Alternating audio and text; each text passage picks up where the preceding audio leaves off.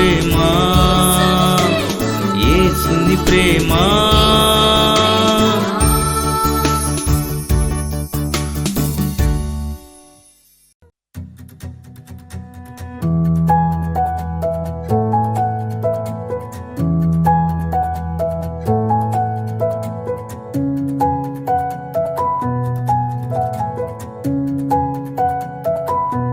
స్తుతి నైవేద్యం. Praise the lord. ప్రభువునందు ప్రియమైన వారలారా, అందరూ బాగున్నారు కదా? 139 కీర్తనలో చివరి 2 వచనాలు మనం ధ్యానం చేద్దాం.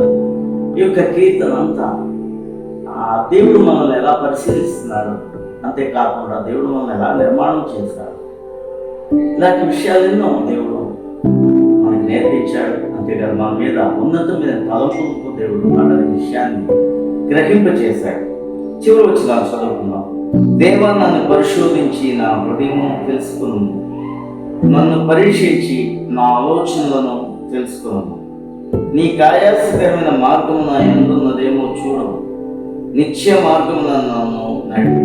ప్రార్థన చేసుకున్నాం. ఒక తండ్రి, మీకే వందనాలు ప్రభా. వాక్యం ద్వారా మాకు కావలసిన ఆత్మీయమైన ఆహారాన్ని గురించి వడ్డించండి. ఈ వాక్యం ద్వారా మమ్మల్ని ఎక్కడ బలపరచమని యేసు నామమున ప్రార్థన చేయించున్నాము. ప్రియమైన వారలారా, మరలా చివరి ఎండింగ్ 2 వచనాలు కూడా మొట్టమొదటి వచనాల్లాగే కనబడుతున్నాయి. ఏమంటాడంటే, దేవా, నన్ను పరిశోధించి నా హృదయమును తెలుసుకో. దేవుడు మనల్ని పరిశోధించాలి, అలాగే మనల్ని మనం పరిశోధించుకోవాలి. మనల్ని మనం పరీక్ష చేసుకొని నీకు నువ్వే స్వవిమర్శ చేసుకుని దేవునికి నువ్వు అప్పగించుకోవాలి. అంతేకాదు, దేవా, నన్ను ఇంకా నువ్వు పరిశోధించుకోవాలి. నా హృదయంలో ఇంకా ఏమైనా చెడు తలంపులు ఉన్నాయా, చెడు ఉద్దేశాలు ఉన్నాయా, నా హృదయాన్ని నాకు తెలియచే ప్రభాని దేవుణ్ణి అడుగుతున్నాడు. దావి నిజంగా ఇలాంటి మంచి ప్రార్థనలు ఈ రోజు క్రైస్తవులు చేస్తూ ఉంటుంటే చక్కగా దేవుడు మనం పరిశుద్ధపరుస్తాడు. పరిశుద్ధతలో నడిచే భాగ్యాన్ని దేవుడు మనకి కలగజేస్తాడు. ఆయన మార్గాలు మనకి ఇంకా తెలియజేస్తాడు. కాబట్టి ప్రియమైన వారలారా, నా హృదయాన్ని పరిశీలించుతండి, పరీక్షించుతండి, పరిశోధించు ప్రభువా అని మనల్ని దేవునికి అప్పగించుకుందాం. ఇక్కడ అంటున్నాడు, నన్ను పరీక్షించి నా ఆలోచనలను తెలుసుకును, నీకు ఆయాసకరమైన మార్గం నా యందు ఉన్నదేమో చూడు. సరేండి, నా ఆలోచనలు తెలుసుకో ప్రభువా. నా ఆలోచనలు ఎలా ఉన్నాయో ఒక్కసారి చెప్పు నాయనా. నువ్వు నాకు చెప్తే నేను మార్చుకుంటాను. నా ఆలోచనలు, నా తలంపులను నేను మార్చుకుంటాను. నీ తలంపులు నాకు తెలియచే, నీ ఆలోచనలు నాకు తెలియచేయని ప్రార్థన చేయాలి. దేనికైనా ప్రార్థన సమస్తమైన పరిస్థితులను మార్చేస్తారు అనుకుంటున్నా. మనం ఇలాంటి ప్రార్థన చేయటం చాలా ఆవశ్యకం. నీ వ్యక్తిగతమైన ఆత్మీయమైన జీవితానికి ఇలాంటి ప్రార్థనలు అవసరం. ప్రార్థనలు ఆలకించే దేవుడు ఇలాంటి ప్రార్థనలు కూడా ఆలకించే. ఇలాంటి ప్రార్థనలు అంటేనే దేవునికి ఎక్కువ ఇష్టం. కాబట్టి నీ తలంపులను గురించి, నీ ఆలోచన గురించి, ప్రభా, నీకు ఆయాసకరమైనది ఏదైనా నాలో ఉందా? ఎంత మంచి మాట అండి. దేవునికి ఆయాసం తెప్పిస్తున్నామేమో, బాధ కలిగిస్తున్నామేమో, ఆయన గాయాలు రేపుతున్నామేమో. ఒక్కసారి పరిశీలన చేసుకుని దేవుణ్ణి అడిగి మనం ఆయన బాధ పెట్టిన విషయాలు తెలియజెప్తాడు. ఆయన బాధ పెట్టామనే విషయం మనకు తెలిస్తే మన బ్రతుకును మనం మార్చుకోగలం.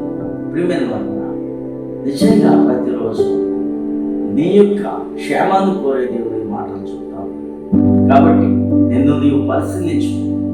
దేవునికి కూడా అవకాశం ఇచ్చి ఆ హృదయంలో ఇంకా ఏమైనా నీకు ఆయాసకరమైన ఉన్నాయేమో చెబుతాడు అని దేవుడున్నాడు. నిత్య మార్గమున నన్ను నడిపింపు.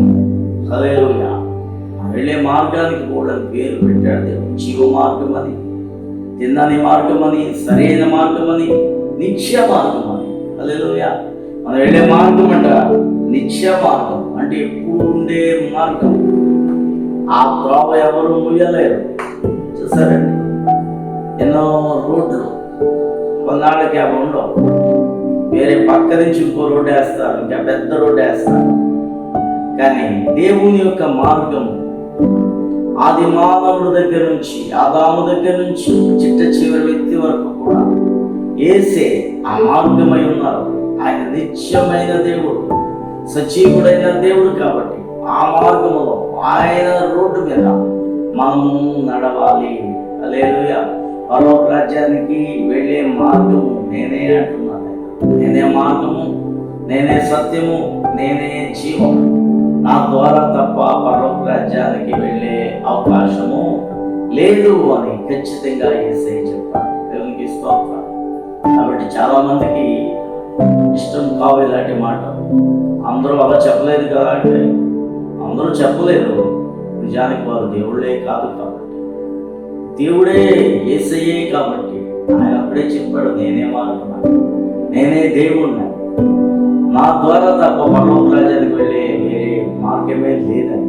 అందుకని ఇది నిత్య మార్గం. ఆ నిత్య మార్గము ఎవరైతే పరిశీలించుకొని దేవునికి కూడా వారి హృదయాన్ని అప్పగిస్తారు వాళ్ళందరూ ఆ నిత్య మార్గంలో నడుస్తారు. అట్టి మార్గంలోనే మనం అందరము నడుచుదము గాక. ప్రార్థన చేసుకుందాం. మహాపరిశుద్ధుడైన మా తండ్రి, నీకే వందనాలు. నీ కృపలో మమ్మల్ని జ్ఞాపకం చేసుకుని దీవించి ఆస్వాదించమని ఈ కార్యక్రమాన్ని నిత్యము చూస్తున్న వారు అందరినీ నిత్యమైన మార్గంలో నడిపించమని యేసు నామమున ప్రార్థన చేయుచున్నాము. ఈరోజు పుట్టినరోజు జరుపుకుంటున్న నాని హారికల కుమారుడు హాసన్ను దేవుడు దీవించును గాక. ఇంకా తన బాల్యం నుండి దేవునిలో ఎదిగేలాగున, అలాగే అన్ని విషయముల్లో మంచి జ్ఞానంతో పెద్దల దయందును దేవుని దయందును దీవింపబడేటట్టుగా మనందరం కూడా ప్రార్థన చేద్దాం. God bless you Haasan.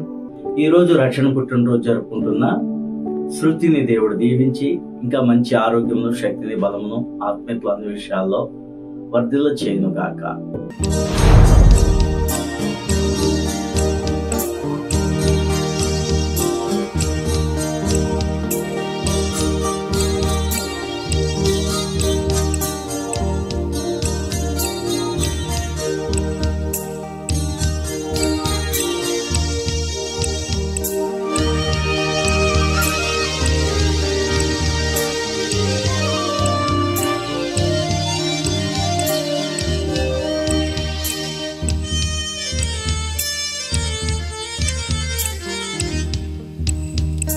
ఈ